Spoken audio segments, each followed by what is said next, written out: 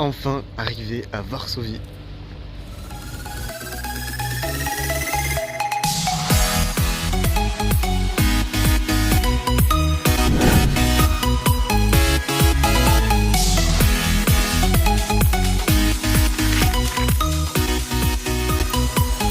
Mes connaissances de la Pologne s'arrêtent à vodka et à Lewandowski. Donc faut changer ça. À Varsovie, j'y reste pas longtemps, du coup j'ai le temps de faire qu'un seul musée. Et j'ai choisi celui de la vodka. Comme je vous ai dit, mes connaissances de la Pologne, c'est vodka. Donc on va développer tout ça et on va goûter. Hein. Parce que du coup, à faire le musée de la vodka, j'ai pris le ticket premium, celui qui permet de goûter après. Du coup, on va goûter.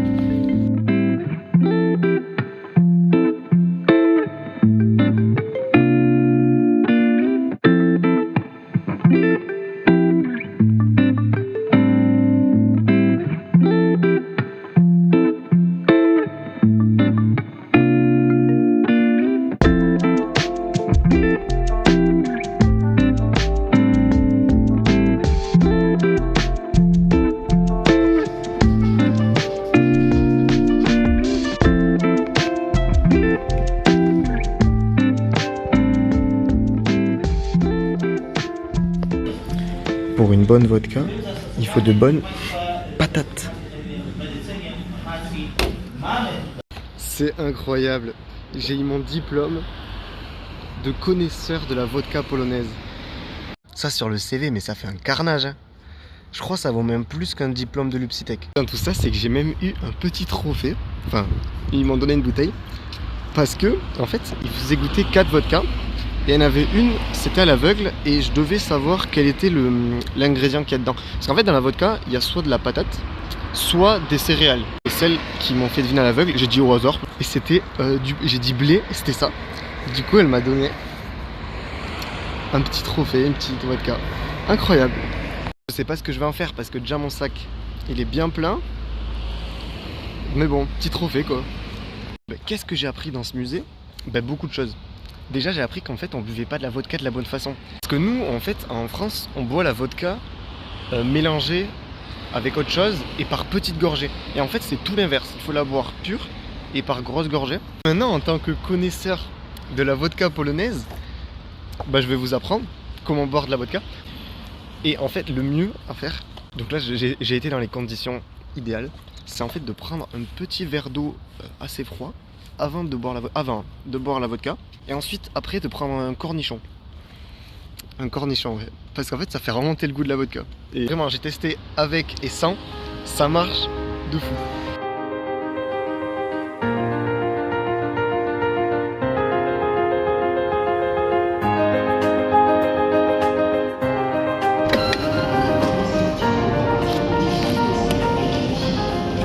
La monnaie nationale en Pologne, c'est le zloty.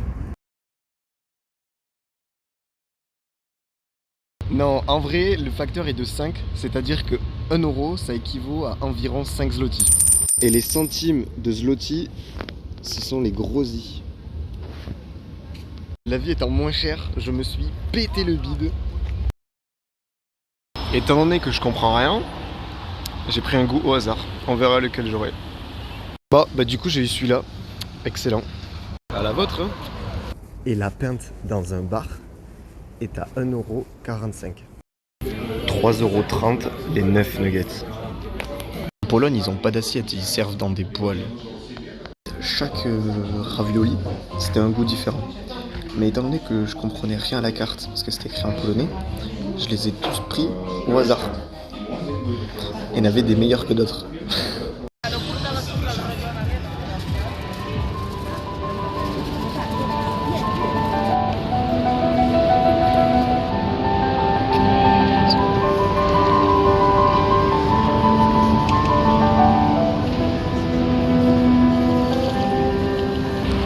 Pas très polonais tout ça. Hein.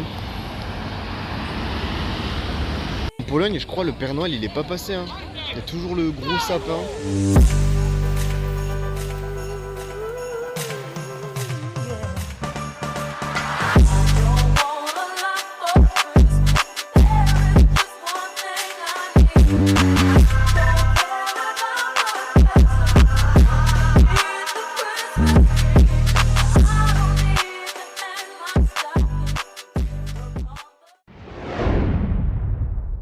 Varsovie, ça me fait un détour immense, mais je voulais absolument le voir. Ce qui m'a surtout poussé à venir à Varsovie, c'est que j'ai vu le film Le Pianiste de Polanski. Ce film, il raconte l'histoire du ghetto de Varsovie, de sa création à son insurrection. Le ghetto, c'était un quartier imposé aux juifs où ils étaient enfermés en attendant de les amener autre part. Le ghetto de Varsovie, il est connu pour deux raisons. Premièrement, parce que c'est le plus important d'Europe, et ensuite parce qu'il a connu une insurrection.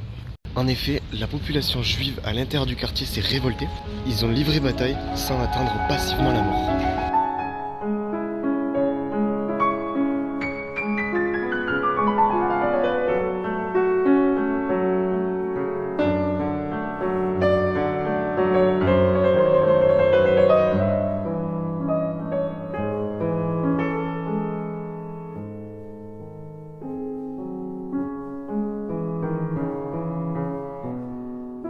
Et du coup, dans Varsovie, on retrouve cette ligne qui délimite l'ancien mur du ghetto.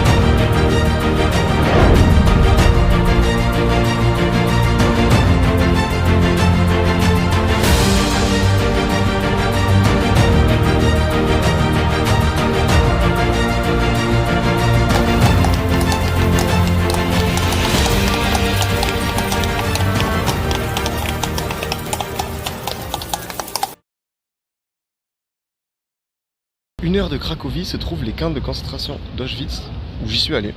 La visite dure 4 heures, dans laquelle on visite Auschwitz 1, Auschwitz-Birkenau et le musée. Je m'attendais à plus être affecté que ça, de la visite des camps. Mais je pense qu'étant donné que j'ai vu beaucoup de films et de documentaires, je m'attendais à ça, et du coup j'ai moins été affecté. La partie la plus dure, je dirais que c'est la visite du musée.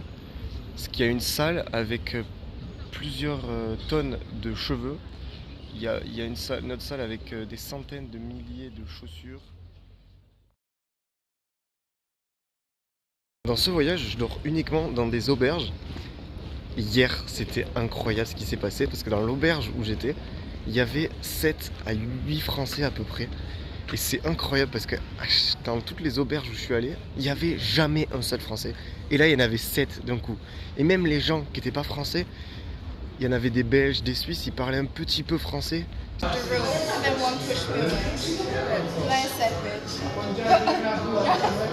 Il y avait des mecs de Bordeaux, Toulouse, il y avait un mec de Rodez. Qu'est-ce qu'il foutait au fin fond de la Pologne? Ça n'avait aucun sens, mais c'était trop drôle. En fait, à Cracovie, j'y suis allé le week-end. J'ai fait vendredi, samedi et dimanche. Et il y avait énormément d'Erasmus qui venaient passer un week-end à Cracovie. Donc il y avait des mecs qui étaient en Erasmus en Lettonie, en Allemagne, en Suède et qui venaient juste à Cracovie pour le week-end. On était dans des bars polonais entre français qu'on se connaissait même pas, mais vraiment ça n'avait aucun sens. C'était drôle. Pologne, c'est un pays génial.